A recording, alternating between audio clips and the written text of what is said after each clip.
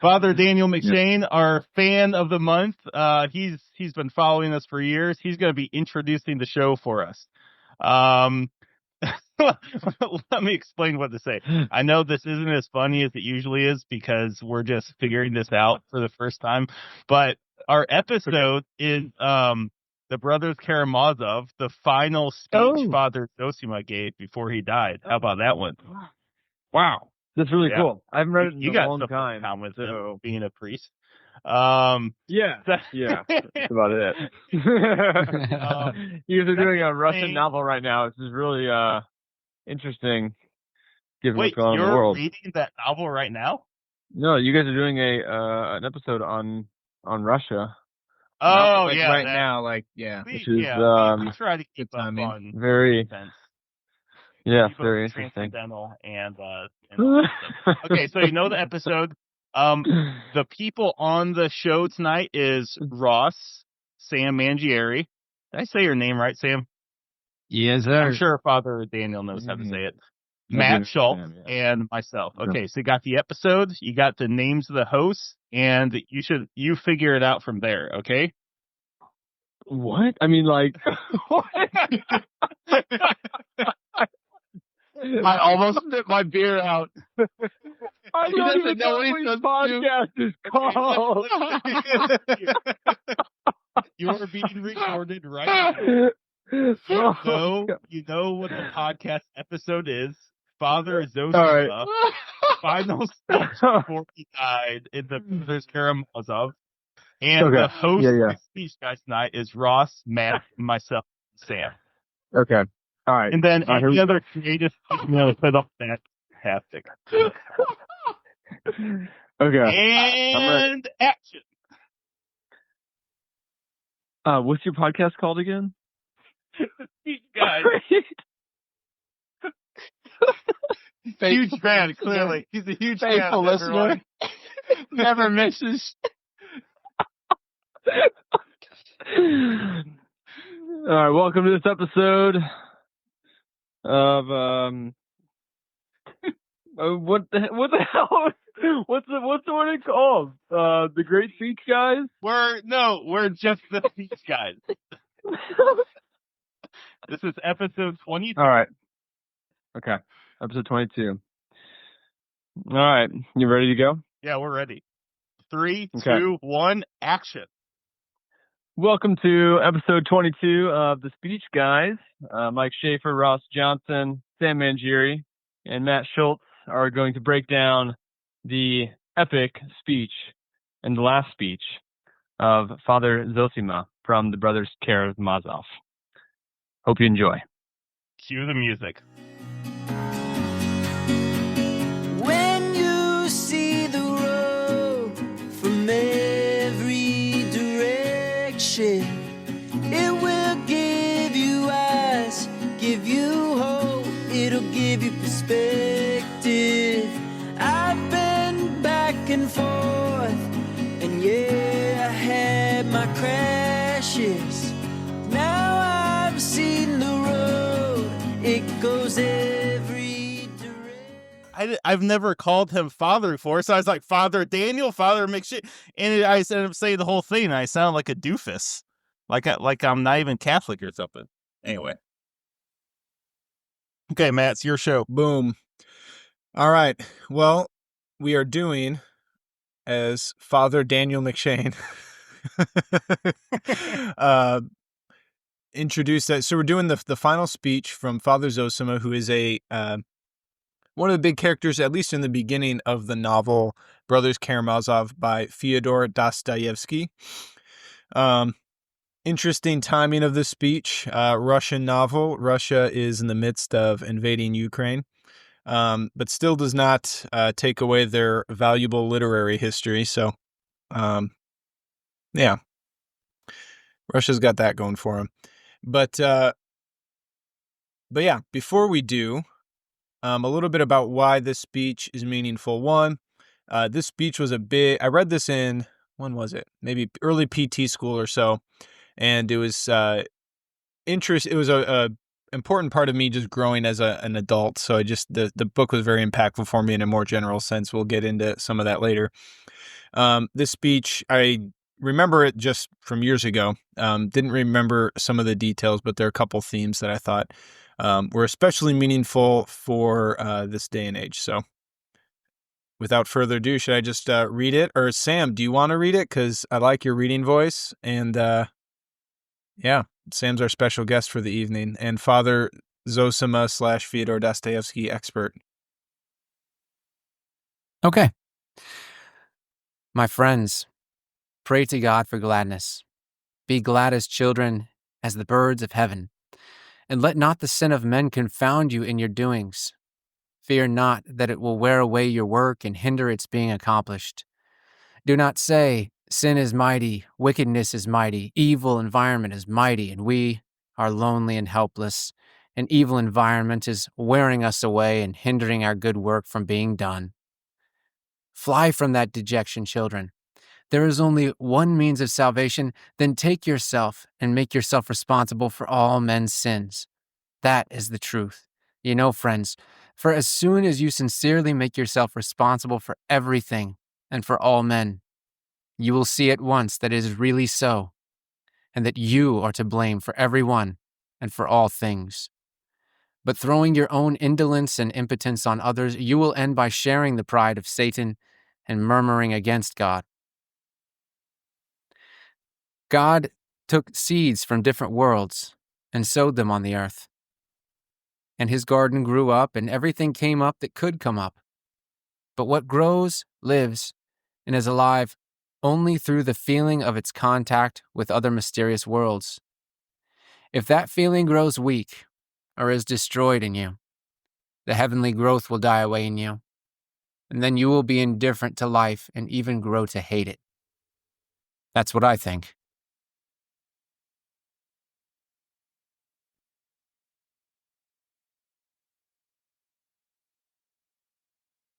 So, how many of us have read the Brothers Karmazov, from where this speech comes? Yeah, I mean, I already said I did.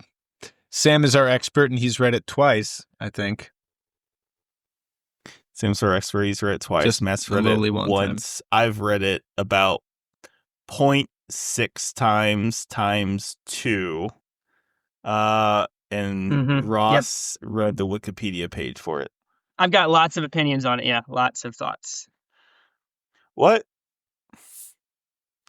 So, Sam, since you're our resident Brothers Karmazov, Brothers K among the intellectuals, call it, where's the speech like come up at in the story, and how does it fit into the story as a whole, generally? Sure.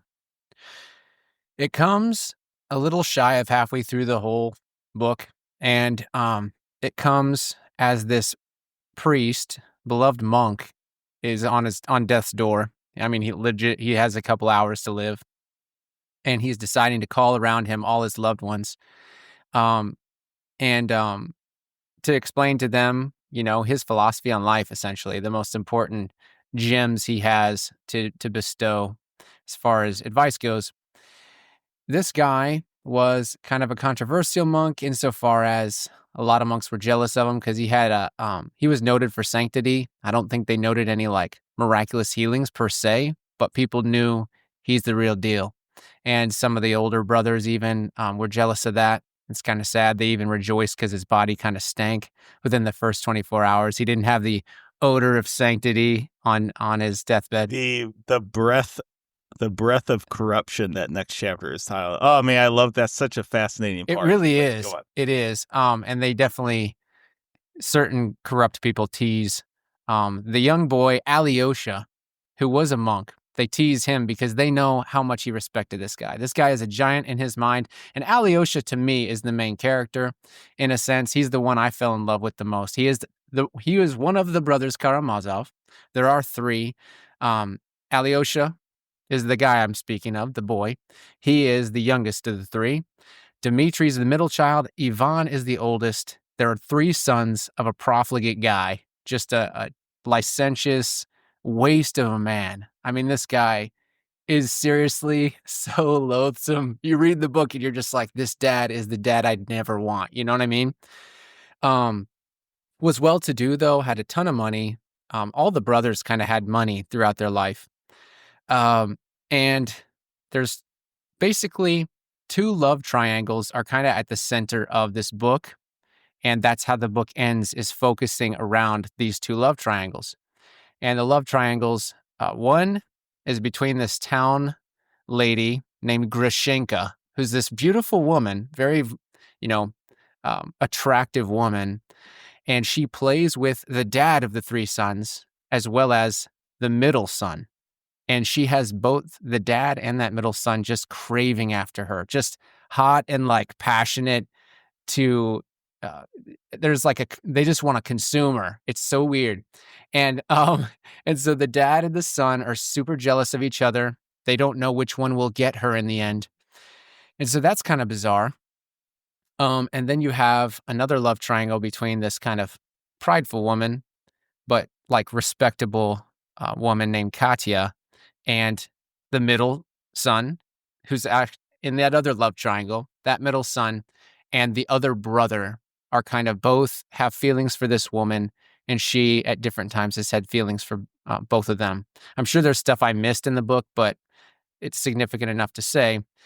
And it all kind of culminates because at the end of the book, there's a trial, and the middle brother, Dmitri, is accused of murdering his father. And so the whole like latter fifth or latter sixth of the book is all that trial. The whole town, this small Russian town or medium-sized Russian town, I don't know, comes to this trial they don't know whether he's going to get acquitted or guilty or innocent. They don't know what's going to happen, but they're all tuned in.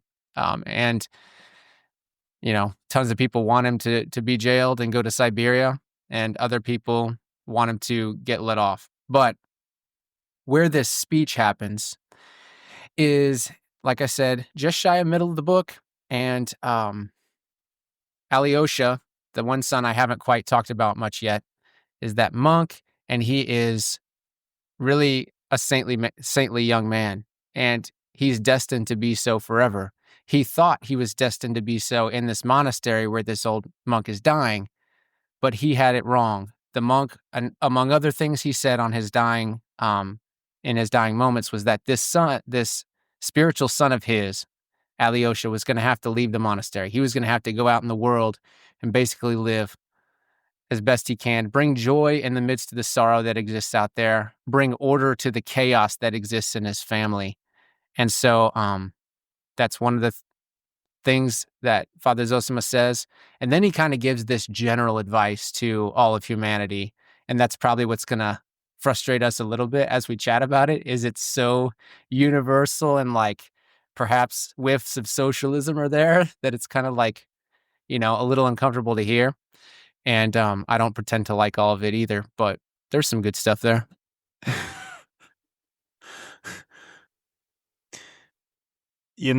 Some people don't know this, but the famous line, "If it doesn't fit, you must acquit," that actually came from the trial in this novel, not OJ's. Oh, wow. I was going to say, I don't remember that part. That must have been the 0.6 you read twice. So I reread the whole chapter, which isn't super long, but the whole chapter entitled Conversations and Exhortations of Father Zossima. And, so he also, in this chapter, I made a note of it. What are the other subsections called? The Russian monk and his possible significance, of masters and servants, of prayer, of love, and of contact with other worlds, which is where this part came from. Can a man judge his fellow creatures, of hell and hellfire and mystic revelation? I don't know. Honestly, I found more interesting stuff in some of these other sections. Particularly that first one, the Russian monk and his possible significance. If we're going to go off topic a little bit, I think what Dostoyevsky does really well, and I was reading some other things in preparation for this, is that he is not someone who sets up the straw man argument, right? He's not someone who takes just this really cheap representation of, say, atheism, to put it really simply, and like combats that. No, he makes atheism as elegant and as handsome and as strong and as intelligent as possible, and he uses that to sort of go head to head with in his dialogue and his content he creates in his story. And you really see that in that Russian monk part of it. Now, that's just to kind of set things up as a point of like interest there. In this particular section, let me think. I made some different notes here. I'm just gonna to kind of get us rolling here, make something happen. One of those opening lines is, "If your prayer is sincere, there will be a new feeling and new meaning in it." So, two directions that sort of struck me about that one. I made the note to myself off to the side. I said, really? What makes a prayer sincere? How do we teach that? When do we see that in someone else? So there are a couple things that go the opposite direction with that, of practical experience.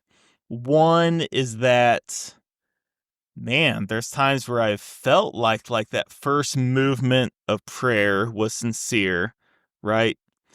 And it just sort of, in the end, felt like actually nothing, not actually new, not actually meaningful. But at the same time,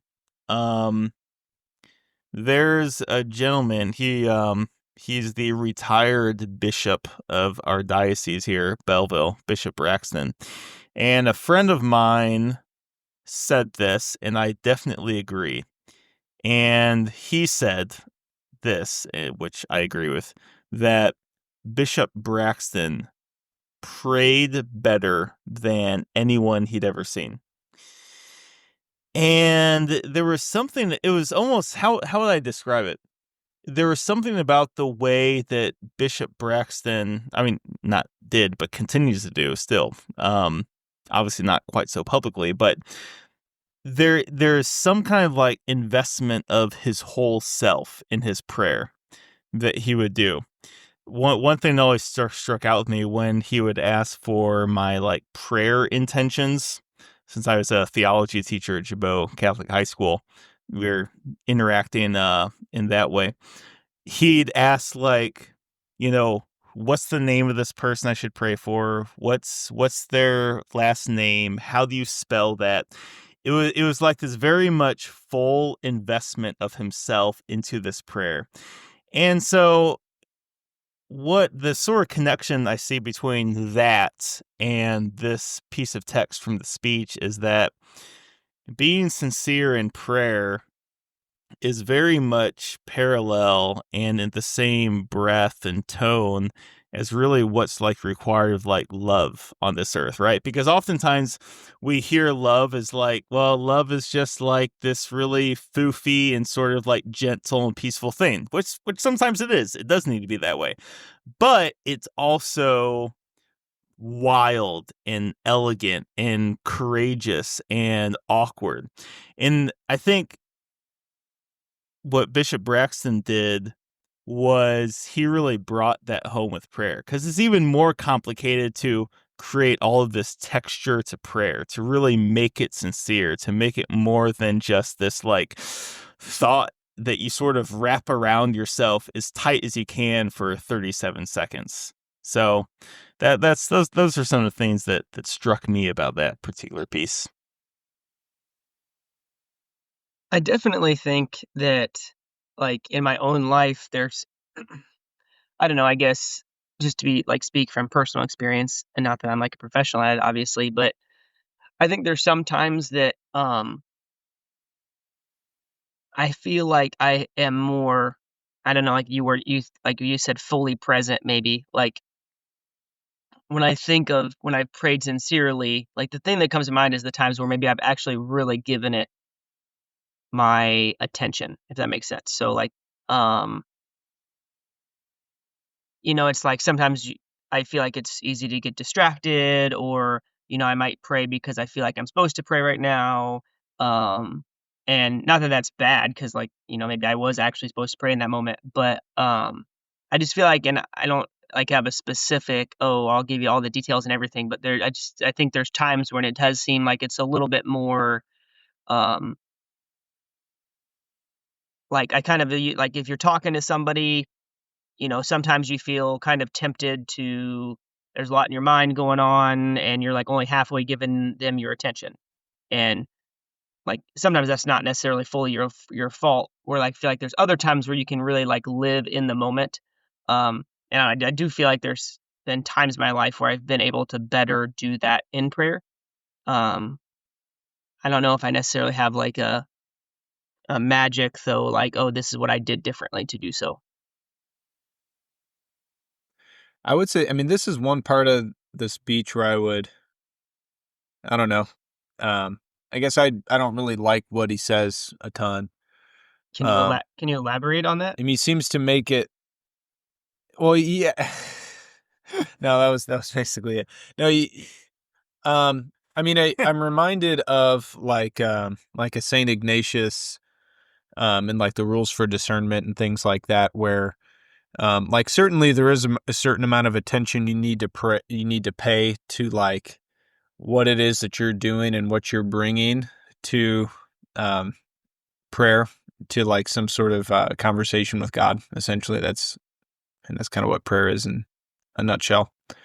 Because I mean, if you're doing it in a time and place where that isn't your best, where your attention is divided and all these other things, like, yeah, like that's not a good place to like get consolation, which is kind of what he's talking about, like with a new feeling, a new meaning, which will give you fresh courage and you'll understand that prayer is education, right? So like all the stuff he says seems to like remind me of like what St. Ignatius calls consolation. Which he seems to be like, if your prayer's sincere, then this, which like, that's not always like, that's not really what like Ignatius says. Like, yeah, there's a certain amount of attention you need to pay to that. But after that, like it's a grace, and a grace is a gift, and a gift is not like earned, so it's not entirely like your efforts, that would like lead to something like that. So that much, I suppose, I don't know I mean, maybe he has something more full to say later on. This is, if this is a speech from his deathbed, like obviously you can't be infinitely nuanced in your theology, but yeah, this seemed to, I guess that message just kind of left on its own, just seems a little lacking, I guess. Something I thought of reading that paragraph, and this is coming from the only guy that hasn't read not even 0.6 of the book. So feel free to, our experts interject if you feel like I'm taking the wrong angle. But I found it kind of interesting when I was kind of like reading about the book and Dostoyesky and all that, just how much. So now Dostoyevsky, like the actual writer, like how much suffering was in his life. So, excuse me, his first wife passes away. He was actually exiled to Siberia for a while, suffered from health problems, suffered from money problems, and he lost 2 of his 4 children at a young age. I think one was like a day or a couple days old, like really little, and one was like 3 years old. So it just kind of struck me like, man, that guy had a lot of suffering around him.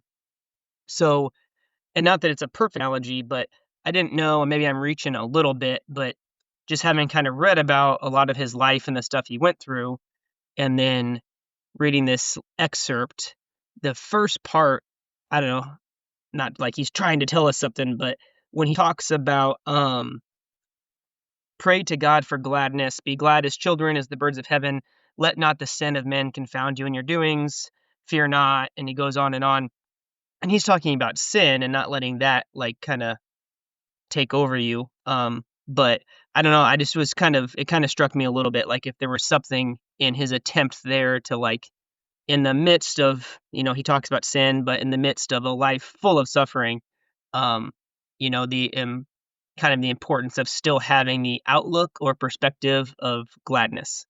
So like I said, I don't know, not having read the whole book or really having a good understanding of Father Zossima's, that character, or like, just a pretty basic reading the Spark Notes, knowing of who he is. Like, I didn't know how well that fit, but that's kind of where my mind went, I guess, reading the first part of the first paragraph. And he does kind of finish that paragraph talking a lot about more intercession, right? So like, I guess being sincere in your pursuit of intercession, maybe that's what he was kind of getting at, as opposed to like, you know, a nuanced, like detailed thing about prayer and how to like interpret things. But yeah, when you mentioned like just the intercession, I know that's kind of like the role Alyosha ends up playing in the book. And maybe I don't know if intercessor is like I don't know if that's an accurate title, but like he seems to kind of have that, like he doesn't play like, not, I mean, he's certainly a hero of the story, but doesn't play like a hero role and sort of like having this grand success.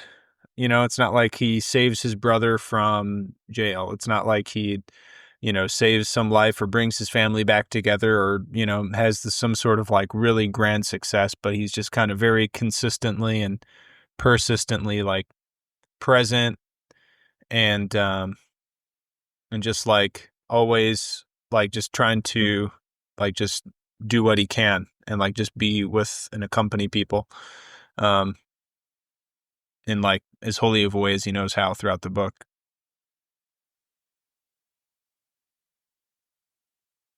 In intercession, I know I know me and you have talked about this a couple of times, Mike, about the onion chapter. Do you remember that story? Classic. Do you remember the onion story? Like, do you remember the right? Yeah, like tell it, because I think I have vague recollections of it, but I think I remember you speaking about it pretty detailed. Yeah. So the onion is one of those chapters in the book that can stand alone on its own. It's a I think immediate precursor to the famous Grand Inquisitor chapter, I believe. And I believe it's told by Ivan, the atheist, handsome brother. Almost as handsome as Ross Johnson. Not quite, though. Ross is the whole package because he's Christian and good looking. And it takes place in hell. There's some sort of interaction between this woman and an angel. And an angel comes to this woman and says, hey, we've been checking our reports, our information. We found that you gave an onion generously to someone in need at one point in your life. So you're actually supposed to be in heaven. So by means physically of this onion, this woman is lifted up into heaven. And as she's being lifted up, all these different people who are suffering in hell right alongside her, like grabbing for her feet and legs. And she kicks them off and she says, "That's my onion." And she falls back into the depths of hell for all eternity. Oh, man, that's a great, great story. Yeah. I mean, trying to figure out, like, point out the particular significance to this particular speech. There's an obvious is what Ross again. There's an obvious melancholy strain to Dostoyevsky's writing in this book and other books, and it's like if you're melancholy without having some sort of like positive resolution of the world and reality, that means that you're a nihilist, which means that you're a very realistic person because there's lots to be nihilistic about, right? But there's one level up from that. I mean, I just had a thought while I'm talking. Okay, this is that middle thought. Okay, there's one level up from nihilism, and that means that you laugh at it. That means you're like Wes Anderson. Okay, but then that's it. You laugh at it, and then that's the end of the show. Okay, one level up from that is where Dostoyevsky is, where you acknowledge the sort of things, and Jordan Peterson to some extent too, where you recognize the sort of things that there are reasons to be sad for in this life and have a hard time making sense of. But if you can find a way to even outline a path in your mind and heart to find salvation, then that's really where the story of humanity is at, if that makes sense. Does that make sense? So one other bit from Dostoyevsky's Life that sort of drives real this quick home. Before you do that, Mike, could you summarize what you said about? So you said there's the nihilist level, then there's Wes Anderson, and then there's the Dostoyevsky / Jordan Peterson. Summarize in like 1, maybe 2 sentences. If being every millennia has its trend. Right now, it's nihilism, right? If you're nihilist, you're realist. Agree? Sure. Yeah, okay, good. So then it's a question of what do you do with that nihilism? And some people just wallow in their nihilism, thinking that is enough to live this life. And I mean, yeah, you can still eat and breathe as a nihilist. You're not going to like suffocate on anything except your own thoughts.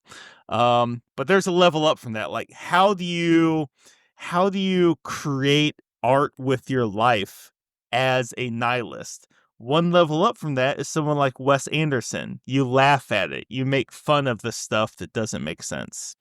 Well, that gets you so far. Maybe not quite all of the way. That doesn't help you deal with your grandmother dying alongside you or a loved one dying of dementia. That one extra level is where Dostoyevsky or Jordan Peterson takes it, is if you can still see Christ, if you can still see the ultimate end towards which we're called to strive, despite a world that at a very superficial level sort of is nihilist, then that there's something that's so profoundly artful about that when you see it depicted in film or story that just makes you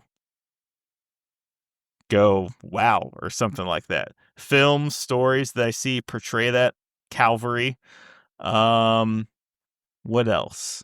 There's a film coming out called Father Stew where you see that going on. Gran Torino, where they simultaneously acknowledge the sort of confusion we encounter in life, but still, in a very artful way, direct that nihilism towards some absolute, objective, positive meaning.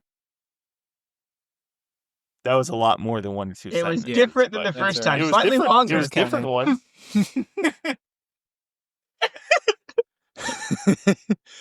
Let me try it again. You say like about fun fact though. You mentioned like things being turned into film. The Brothers Karmazov movie has a 27% on Rotten Tomatoes. I saw some clips of that in research. I could see where that comes from. But yeah, so it apparently, which I think that, I mean, it might even be a testament to the book, just because I think that there's so much depth here. And I brought I don't know, I suppose I couldn't find the exact quote from Orwell, but I brought this up in the last speech because I think it makes sense, and I think it's great to say again. But George Orwell apparently said there are 2 things he wouldn't depict in film, and that's sex and prayer, because they're just too powerful to capture in any sort of meaningful way. So I think that applies here too, because like I think a lot of this book is very prayerful, not in like I guess not in like your kind of normal sentimental sort of way, but there are these just like groans of humanity, like throughout the book, coming from like all over the place. Whether it's Dmitri like longing for Grushenka, or whether it's this like cretin of a dad who's just trying to screw over his son, or even Smerdyakov, like that really like, I don't know how to describe him. He's just like a very devilish, sort of like, I don't know, just very sneaky sort of guy, just kind of undercutting people and just trying to watch people suffer and burn. You know, like there's just all these like groans that I think are just kind of just longing for something. That's a good point. Yeah, and that Smerdyakov, he was actually the half son or the half brother of these guys. He was the son of the dad, Fyodor, and the town kind of, I don't want to say the town whore, but like this woman in town who was kind of a dunce. Like she legitimately wasn't that smart at all, but I suppose she was pretty or something, enough for this guy to be attracted to her, to solicit, to want sex with her. And they conceived a kid, and the whole town rumored that it was Smerdyakov, the son who he kind of raises, or the guy that kind of grows up in his household as the servant. So that's another level of disorder there. But Matt, to your point about the groans for something more, the groans for happiness, they are evident in every character, and I think that's why, like, I was mystified by Alyosha's heroism in his ability to be in the midst of such like moral corruption and terrible choices on the part of people and selfishness, and yet his belief that he could still be a good person, a good man in the midst of that, And I think it came at a time in my life where like for example, I started reading this before, Christmas. And Christmas, I'm around a ton of people who aren't, praying daily. And gosh, is my uncle going to bring up, his son going to a strip club? And that's going to be awkward because I'm going to have to like correct my uncle and stuff. I'm like, no, but Alyosha could do it. Alyosha could have his own possession of himself as a man, not freak out. And he could move amongst people knowing that, knowing in a sense he's not going to be judged for everybody's sin, which is kind of paradoxical in respect to what we're talking about, right? Like this monk kind of says, no, own everybody's sin as your own. But I think like you bear the two truths in tandem. If at once you decide, okay, in a sense, I'll bear everybody's sin. In a sense, I'll take it all on me, knowing that like I'm not perfect and that, but for the grace of God, I could have been in their shoes. Then you can kind of navigate amidst these relationships, be merciful, give people the benefit of the doubt, love folks, and give your own witness and example of what it means to be somebody pursuing the voice of God. And so, yeah, I guess I was just inspired by that. Like, that's why he's clearly like my favorite character, the youngest son, is because he really he strove to see everybody, the groans of these people, and acknowledge them as groans rather than like a black mark that cloaks their whole character. You know what I'm saying? We don't have to go this direction, but we have the capacity to go this way based upon what Sam referenced there. It was something to the effect of how to deal with other people's sin in a sort of like artful, organic way. And what Zossima references and you reference is that like being responsible for all men's sin. I think that what's in there for me is that that's to recognize that you have the capacity to sin in the same way. And with that in mind, it gives you a certain like layer of like mercy and empathy with which to navigate it when it expresses itself in other people, if that makes sense. Okay, so to put another point on that thought, I remember, so there's another podcast when you're not listening to the Speech Guys called The Rise and Fall of Mars Hill. And it's the story of, have any of you guys listened to this? It's a really good podcast. Oh, wait, because Landon sent us. God, you guys suck as friends, not listening to Landon's podcast he sends. But it's really good. It's like 10 episodes. But it's about a rise of a mega church and how it wasn't exactly a cult, but there are certain elements of it that were that way. And members afterwards and the commentator for the podcast series said something like, if you do not believe you could end up in a cult, you are exactly the person who will end up in a cult. And it's the exact same, and that was really striking and made a lot of sense.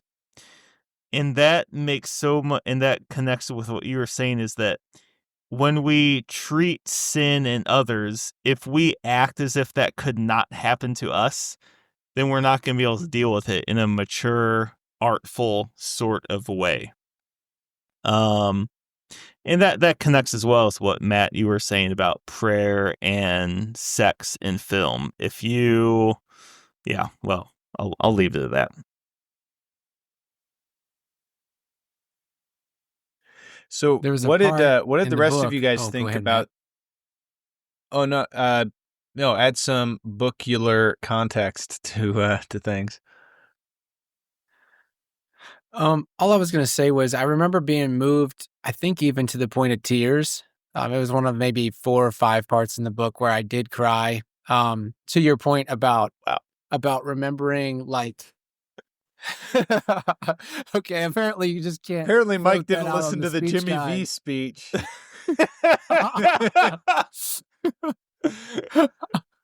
Yes. Okay, so yeah, no, I actually sobbed 10 times, but I'm glad I didn't divulge the real number because I would have been hazed even harder on this podcast. And it was 15. You see, I keep backtracking. No, but on the 19th time you cried, I think it was this one, right? Okay, one of the times that I cried so hard I needed like a therapist was the onion reference, right?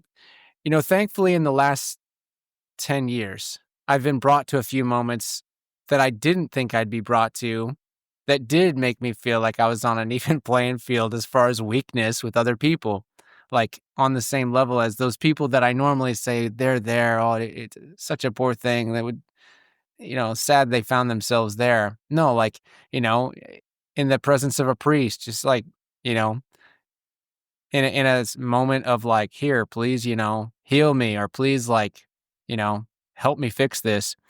And so Alyosha looks at Grushenka, who I think is perhaps the most like gross person in this thing, because she's, playing with dad and son and just loving it. But there, in a moment of her weakness, she kind of confesses to how ugly she thinks she is in her soul. And it was in the context of them talking about the onion. Now, when Mike brought up the onion earlier, I didn't know the story to the latter half of that story. I didn't know the spot about she grasps for the onion on her way to hell, and then on her way to heaven and ends up going down to hell. I didn't remember that part of the story because what I was moved by in the story was there's a part where she says, Alyosha points out something good she did for some woman. She claims something good that she did in her past. And she's like claiming it with pride, like, there was one time when I was good. And, and she's like, that was, Alyosha says, it was an onion, it was your onion. And she's like sobbing and she's like so broken. But you get the sense that he's looking at her, not like, oh man, I can't wait to escape this moment because this is awkward. She's in such a mess. And I'm like such a not mess that I just can't wait to say enough to get out of this situation to where she won't think that I'm contributing to her thinking she's a terrible person. That's not what the vibe you get. The vibe you get is he really does see in her some possible capacity in himself, and he really is pitying it. And I guess, again, it was just one of those moments where it's like, man, like, there are some people who really are able to look at people with such compassion and call out the goodness that is deep embedded within them. And those are saintly folks, And so I just saw the cry of despair in her, like, please, like, isn't there something good in me? And he's like, no, there really is. And yeah, she was sobbing and wailing about that. But yeah. So I mean, we brought this up in a few different ways, but let's attack this more directly. What do you guys think of his idea that that there is one means of salvation, right? So this is his quote. Take yourself and make yourself responsible for all men's sins. That is the truth, friends. For as soon as you know, or as you sincerely make yourself responsible for everything and all men, you see at once that it is really so, and that you are to blame for everyone and for all things. Like, do you guys believe that's true? I'll speak up. I don't have a ton to say, so that's why I'll speak up first. I don't think it's true. I think he misses the mark. At the same time, I think he lived by that for some reason, and it worked out great for him because, think of it. If you really if you had a strong enough psychology and mentality to where you weren't going to be crushed by that idea, it's not a bad idea to live under, right? You're not going to be a bad person for living under that mode of operation. But it isn't the one means of salvation. I think he's way off on that. So I would I would say no. I don't agree that we are responsible. What I don't have it open right now. If you're saying make yourself responsible for all men's sins, I think I would agree with Sam. I would say no to that as being a true way to look at things. I was trying then to step back and say okay, and again, haven't read the book, so take it for what it's worth.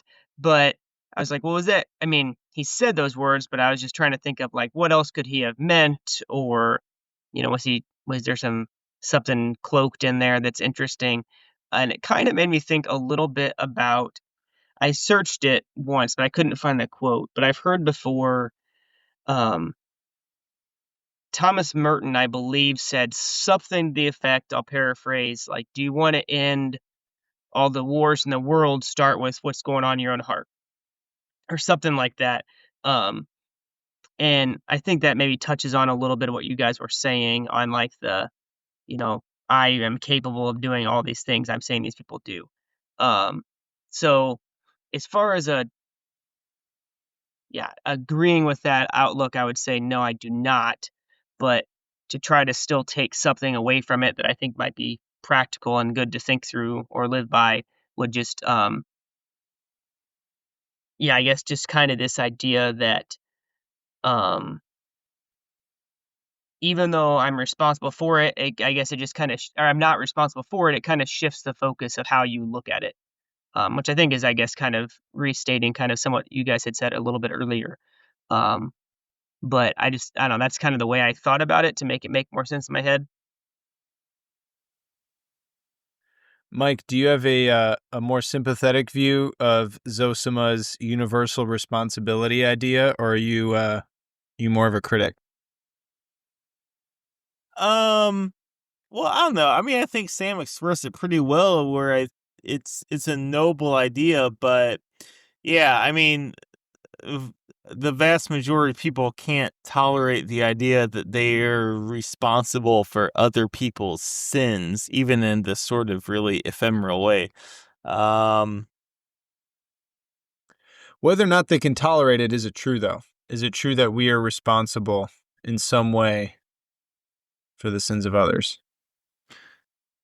In some way, I'd have to say, certainly.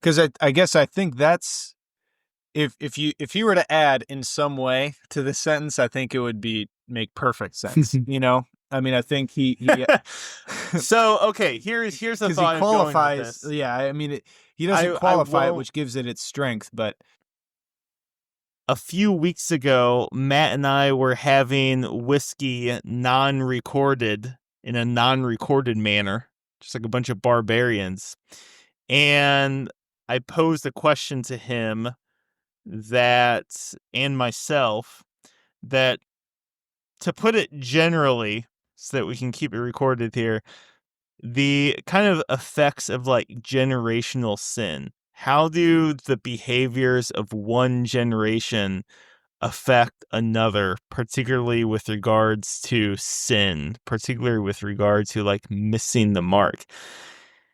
And I don't know. I mean, I think just that thought in general gives a lot of weight to this particular thought, that with respect to a lot of things, but particularly one generation to another within families, there are things that people can do which aren't necessarily a sin on their part, but that can cause sin in others. And I think that maybe the sort of like the come away there, that maybe is like the 2 cents that maybe you're looking for, is that I think that we treat life in a much more, in our decisions and our behaviors, in a much more like serious manner, even those very small ones. When we think of life that way, when we think of ourselves as being responsible for others' sin. Yeah. Yeah, no, I totally agree with that, and which is why I'm I think a little more sympathetic and to the idea of like universal responsibility, because like even if, I mean, I think what you said is true, Mike, earlier about like, are you the type of person who would join a cult, right? So like you have to, or I think it's helpful to just like go to the place in your soul where you could see yourself doing something really bad. You know, like what realistic scenario, or what scenario could realistically make me commit a terrible crime, right? And I mean, I think if I mean, no one's a Superman, right? Like, I think if given the right scenario, a lot of us could do bad things, you know, if like all of these things were working against us, you know? I would say certainly if like, insofar as we like separate ourselves from grace, right? So for some sort of like divine intervention, right? But like,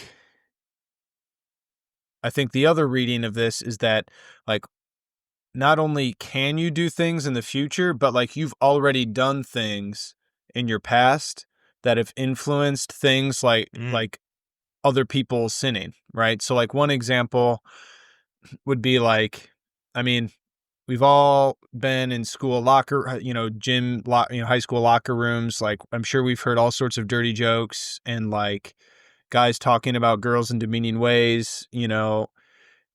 And like, I'm sure there have been times we've either one, participated, or two, like just sat idly by, right? And didn't like confront that with like, hey, like that's someone's sister. Like, how dare you talk about a woman that way? Like she deserves a lot better than that.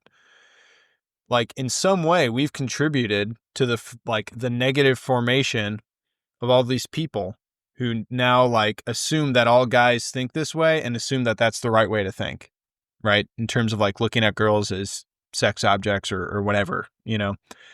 So like we've all participated in like this small way, like this, I would say relatively small sin compared to like doing something really terrible, like being a pimp or something, you know, like we've all contributed in a small way to the formation of people who do that sort of stuff, who do the really bad things, like, you know, participating in prostitution or whatever. So I think in that way, like, you know, I think this is a very fair warning and like a really good calling to be like, you need to like vet your life in a radical way. Like it's not good enough. And like, Jesus doesn't call you to like kind of be good generally, you know, like, no, like you need like be perfect as the Heavenly Father is perfect, you know, like to really push yourself and make and like see how it is that like any small thing, any sin that you do like echoes, right? And it kind of expands and, you know, there's like a ripple effect there, right? So you do something negative, you know, you sin in a small way that can influence a lot of other sins going forward, and like vice versa, right? So like you put grace in this moment, and like you allow God to work through you in like a specific moment, and like, all right, that can echo as well. So yeah, I guess that's kind of, maybe that's too sympathetic of a reading, and maybe I'm putting words in there that Zossima doesn't say, but I guess that's kind of why I like this segment. So I think just sort of keep us like moving around and stretching our existential legs a little bit. I feel like this is sort of a nice connection to the sort of like discussion point you wrote down, Matt, Eastern collectivism versus Western individualism. Yeah, because that's kind of like, well, I mean, I think in America, there's the left and right, which I think would conflict on this sort of stuff, right? So there's just like the political, and then there's the like just the collective, which is, you know, where do things play out? Where does reality play out in its most substantial way? Like, does it play out in the group versus does it play out on the level of the individual? And I actually don't think like this quote is like purely collectivist. I think there's a strong individualist component to it. But I think I guess that's why I really like this quote and this idea, because I think it does kind of cut across a lot of these sort of party lines, so to speak. So like, I don't know, have you guys, I guess, did you guys think of this quote in that way at all? Or is this just kind of a weird thought or weird connection? First off, am I the only one here who actually has been in a cult? Or have you guys too? Just messing. That's awkward. Not recently. Although looking back to like high school football, I think there are like elements of that were like actually cultish. You know what I mean? It's like you chant things together, like, yeah. You know, I don't know. There are elements of that are kind of like that. Sam's question was, have any of us actually been in a cult, Mike? Is that right? No, don't get distracted by that. Matt, would you state succinctly your question one more time? Or yeah, so, well, I guess in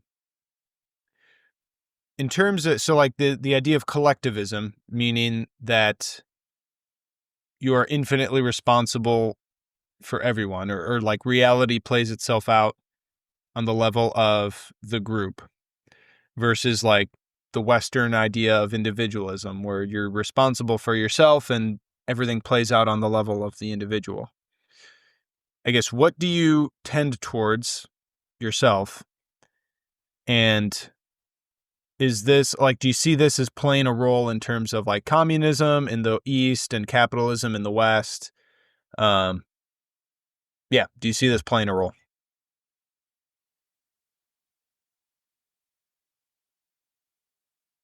Mike, so I think, well, you started bringing this up and then I kind of interrupted. So like, was there more to the thought that you were going to say, or did you have like a question about this topic that is maybe more fruitful?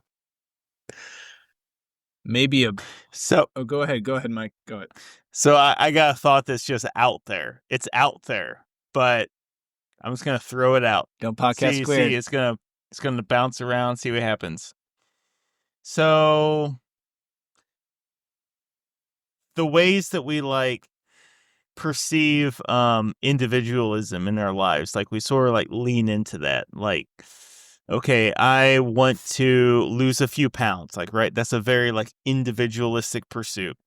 The stuff that we do at work, it's generally fairly individualistic. But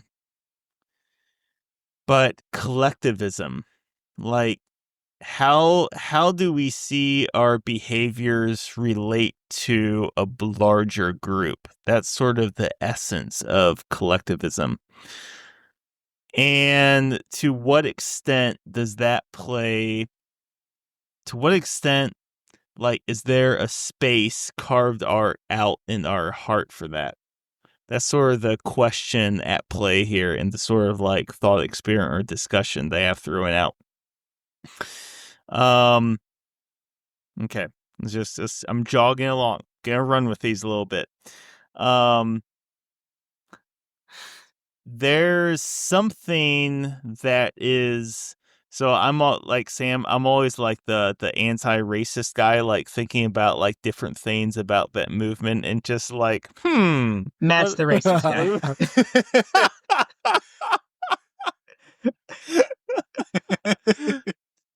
And there's something that is right and good about anti-racism in the sense, well, other than like, okay, well, anyway, other than the obvious sense, other than, yeah. And that's like the collectivist attitude towards it, right? Where it's like, okay, there are things that we do in this life which maybe you didn't have direct responsibility with regards to your actions towards, but it is important in order to solve this thing, in order to have that we have this like broad collectivist idea towards it. Now, as I've heard the he's not a neurologist, neuroscientist, Michael Shermer explained, there's a certain like parallel, maybe it's not true, but at least like with respect to narrative, there's a certain parallel between the Christian story of original sin and anti-racism from an academic perspective, as I always state. And it's this. Because remember, I'm sure we've all heard before when we said it or someone else said it, it's like Adam and Eve, they ate the apple, not me. Why do I carry that original sin? I didn't do nothing, right? So that's like the Judeo-Christian story of the collectivist attitude towards original sin. It's because of who we are that we take on that sin. And as I've heard Michael Shermer explain it, what you see is a very similar story, sort of emerging and sort of coalescing anti-racism is that, well, yeah, you did not own slaves, but because you're white, you experience this privilege. And so therefore, the first step towards redemption is to acknowledge this privilege, and then from there you go on with X, Y, and Z or anti-racism work, whatever. And so I think, without going into the same sort of things as other episodes with anti-racism stuff, what you see there is this hunger for collectivism, right? There's all these different areas of our life that we're satisfying this individualist need for moving forward, but where is that collectivist work coming from? And in the past, it maybe come from whatever church that you were a part of. But now, it's being satisfied in other ways, maybe. So I don't know. That's just something that, maybe that's there, maybe it's not. It's an interesting thought, maybe. Well, I certainly see like the connection in collectivism and like the anti-racism idea. But I guess like perhaps like the way that Zossima's like concept of universal responsibility cuts across that, and like I think maybe counters the more popular conception, and perhaps like I would argue the less noble conception of anti-racism, I guess how it's kind of used for political purposes is like, all right, like that's your responsibility. You know what I mean? He doesn't say like, therefore, make these organizations and teach every, and like have this like, make this everyone else's problem. Like he kind of like, demands that we like address like our problems individually, so like there are things that you do as an individual that affect society, right? I don't think anyone would disagree with that like something I do now like will echo in some way, shape, or form, right? But like the solution isn't like cram down, like top down, I don't know, propaganda, right? Like the solution isn't cram down, top down, like education or top down policies that like remedy all of these sins of the past. Like the solution is like look into your heart and like be a discerning person and like see whatever problems that you have and see and like discern whichever ways that you contribute to this problem and like address that, because like that's, you know, it's almost collectivist in its like in the diagnosis of the problem, but it's individualist in like its application or in like finding a solution, which I think is like that's kind of what cuts across like I guess like the party line, so to speak, because like certainly there's like a strong collectivist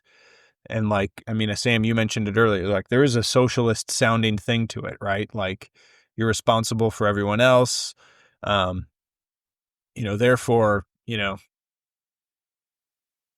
everyone's therefore you shouldn't have private property. You should just, you know, all of everything you own should be distributed amongst people, you know? So like there's certainly a socialist sounding thing, but he seems to like put the onus on the individual, which I think kind of cuts, yeah, like I said, kind of cuts across these like sort of popular, like political categories that we kind of view things.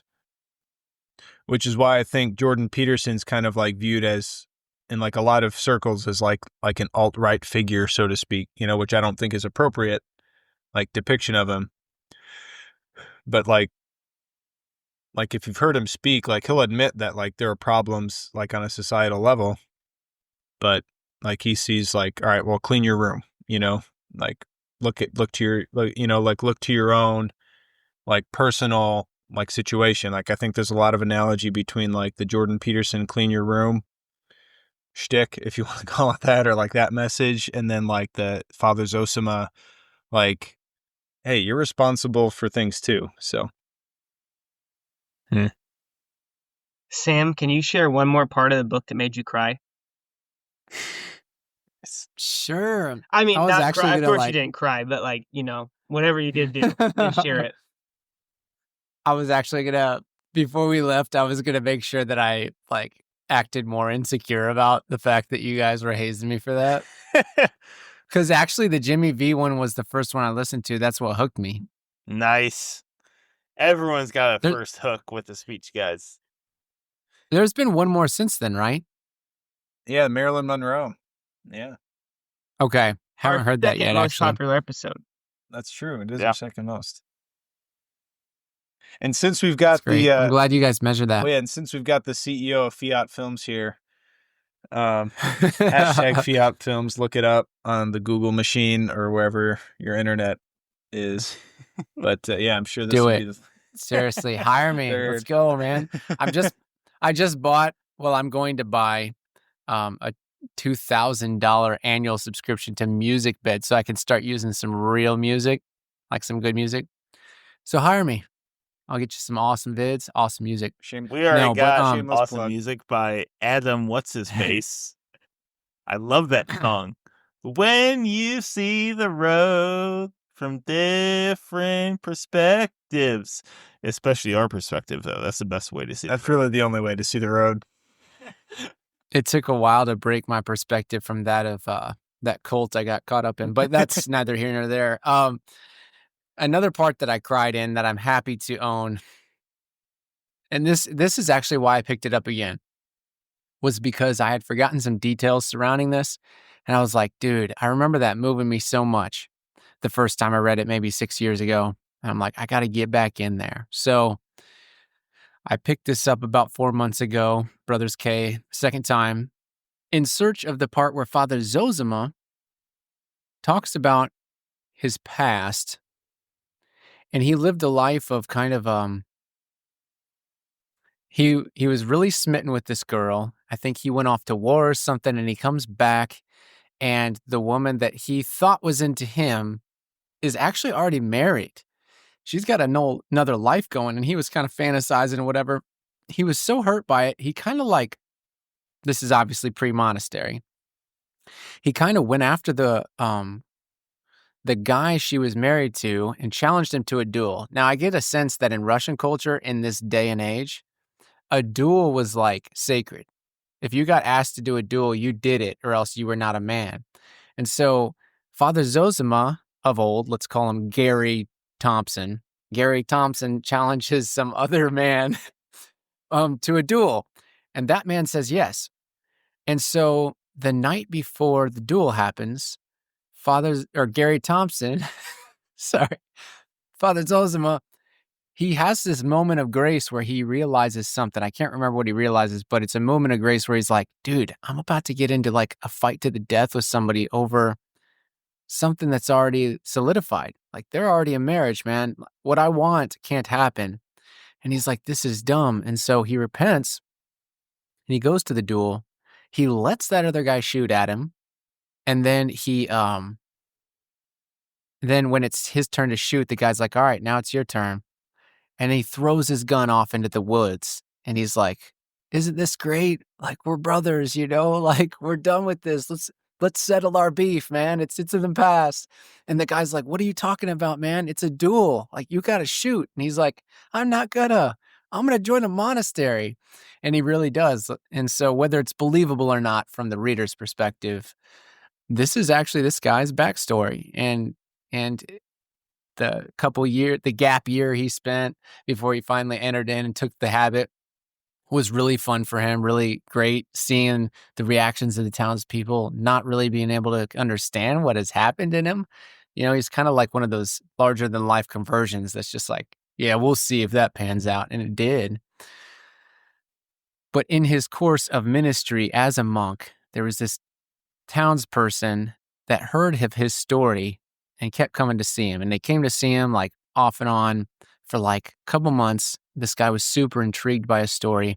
Well, come to find out, the reason that guy so gravitates towards Father Zossima, once Gary Thompson, is because Father Zossima is a story he wants to believe in so much because he has a terrible backstory. He fell in love with a woman. She got married to someone else, and he straight up murdered her. And no one knew it was him. He got away with murder. It was the perfect murder. And that woman ended up passing away soon thereafter. Or no, sorry, she's dead. But like something happened to where it looked as though she died of natural causes or something. Anyways, he's 20 years removed from that or something. And it's haunting him, obviously. He feels the guilt of murder. And so he's coming to Father Zossima, wondering if he can garner up the courage to admit it. And Father Zossima tells him, you need to confess it and bring your sin before the world. And the guy leaves, comes back. You get the sense maybe he's not ever going to do it. Finally, he's like, what should I do? He leaves one time, comes back, and he asks the monk, what should I do? And he's like, confess it. Do it and let the chips fall where they may, and you'll be free as a bird in your soul. Your children will respect you, knowing ultimately what you've done. Even your wife will respect you rather than think, to know that you confessed it. So he ends up confessing it before the whole town, and none of them believe him because it just seems like he's a psychopath that like too perfectly orchestrated this murder. So he not only gets freedom from his like bound up conscience, but he gets freedom like civilly too. No one prosecutes him and he gets to live the life of a free man. I guess I was just crying because, I didn't actually cry, but I was crying because it was moving to see the torture of this man and how close he was to not admitting his sin. But then when he finally did, like, there really was such a freedom. He came back to kind of illustrate that story for Father Zossima, who was happy as a clam. But when he came back to tell Father Zossima that he had confessed it and that no one believed him, he also told Father Zossima, "You know why I came back twice that same day, didn't you?" And he said, "No." He said, "I came back because I was going to murder you." And Father Zossima was like, "What are you talking about?" He's like, I could have gone to the ends of the earth, but knowing that you knew, it was the gaze of God. Like, he knew he was under, judgment from Father Zossima. Like, knowing that Father Zossima knew he could do something heroic, but that he wasn't willing to do it was too torturous. He either had to do it and confess, or straight up murder the man who was standing looking at his soul.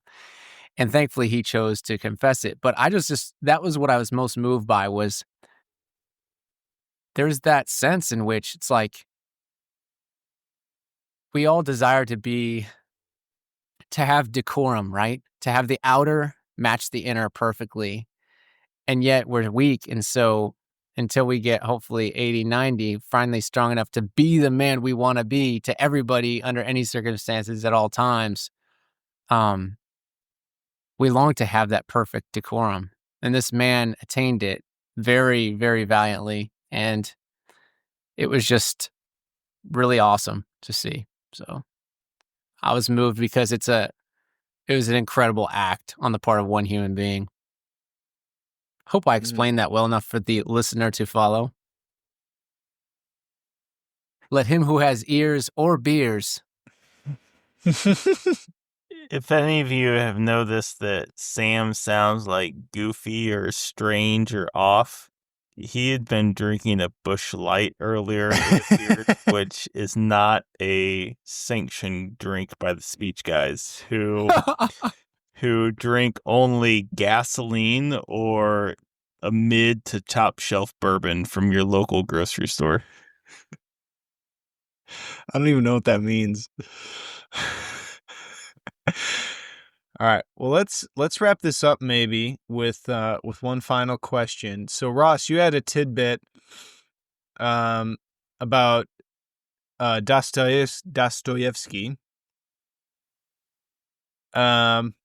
Basically, so he had the parable of the prodigal son read to his children before he died. So, final question, roundabout, what would you have read to your children on your deathbed? So this can't be your words. This has to be someone else's words. What would you have read to your children? What if we're a published author, though, when we die?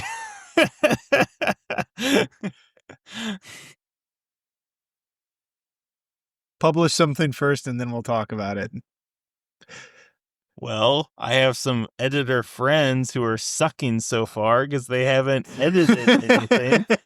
Except one who's not included here. Maybe I should have him on as a speech guy. I would have read to my children from, I think it's in multiple Gospels, but I'm thinking of the one from the Gospel of Mark, the calming of the storm at sea. So paraphrasing, Jesus is in the boat with his disciples. He falls asleep. There's a big storm. Master, we are perishing. And I think he wakes up and rebukes the wind, and everything calms down. And he says something to the effect, can't quote it, like, why were you afraid? Just have faith, or something like that. So I don't know how much we want to dive into our answers, but that would be my answer, is what I would have read to my children. I would have them listen to their favorite episode of the Speech Guys. God willing, if they're around. They are not around so far. But you do have to name your first kid Gary Thompson. Gary Thompson Schaefer.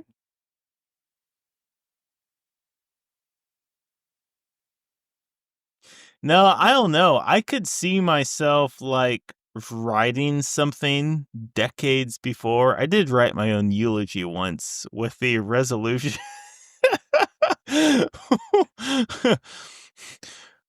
Michael Schaefer stood at a trim 6 feet 2 inches, 180 pounds his entire life. But No, but I don't know. I could see myself writing something like a decade or two before. But man, I would try not to be like too sentimental, throw in a couple scripture passages, maybe a Wes Anderson quote. Something like that. I don't have too much good for this question, but I really did like a lot Dostoyevsky's reading of the prodigal son to his children. Perhaps not something read, but there was a priest who once so he was kind of leading a retreat, said that he already had the epitaph picked out for his gravestone, and that was here lies a sinner upon whom God laid his hand. Mm. And I thought that was like a really cool like final thing, you know? So maybe something like that. I have 3 quick answers. They're all semi-serious, though. First off, the most trite is that I did tell my wife one time on my tombstone, we need to have the epitaph, here lies a man who loved Casey's. Because I love Casey's gas stations. Like something in particular from them?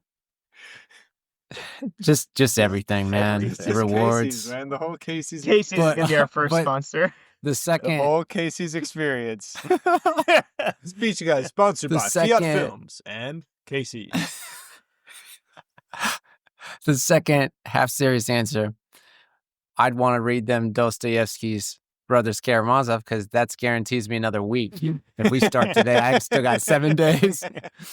And then my last but honest answer, and let me preface by saying we did try and open a will one time. Like I wanted to have my will on the books because some lawyer convinced me it's a good idea. And he was like Catholic.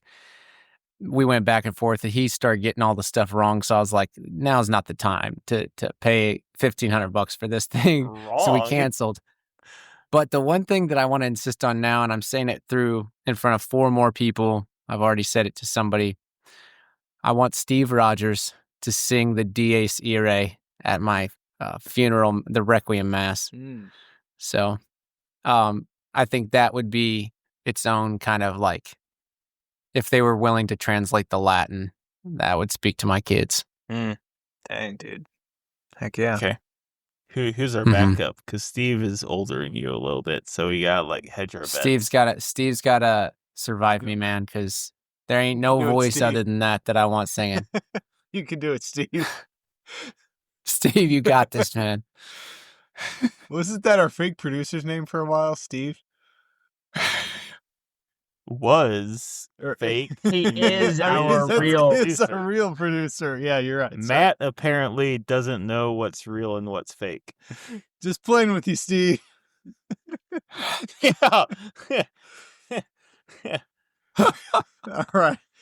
Well, it's been a great show. Man, what we got coming up next week, or not next week, 3 weeks from now, Landon will be making his great comeback. He'll glorious. be taking upon his royal vocal throne with that voice, which has been known to boom across 14 counties of Illinois and 12 across Missouri, because it's a little bit holier. Standing at 6 feet, I'm just going to introduce him again. 6 feet, 7 inches, 160 pounds. The blonde and blue-eyed gold child of the Aryans. You got Landon, who is going to be hosting a speech by David Foster Wallace, since he unfortunately passed away some years ago. But very intelligent individual, a lot of interesting things to say about life. We've had Sam Mangieri III, don't forget that one, on with us tonight. It's been a true pleasure, a true honor, and everything in between. So thank you all for listening, and let's cue that music, which Sam was apparently thinking not expensive enough for us. Road will lead us to a better place.